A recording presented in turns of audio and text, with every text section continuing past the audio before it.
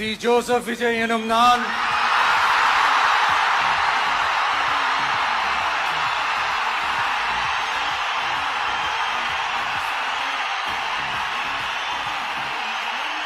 சட்டப்படி அமைக்கப்பெற்ற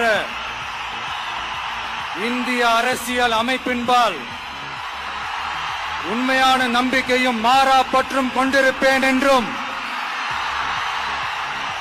இந்திய நாட்டின் ஒப்பில்லாத முழு முதல் ஆட்சியையும் ஒருமையையும் நிலை நிறுத்துவேன் என்றும் தமிழ்நாட்டு அரசின் முதலமைச்சராக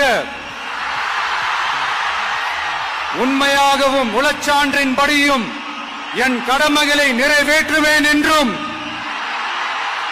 அரசியல் அமைப்பிற்கும் சட்டத்திற்கும் இணங்க அச்சமும் ஒருதலை சார்பும் இன்றி விருப்பு வெறுப்பை விலக்கி பலதரப்பட்ட மக்கள் அனைவருக்கும் நேர்மையானதை செய்வேன் என்றும் ஆண்டவன் மீது ஆணையிட்டு உறுதிமொழிகிறேன்.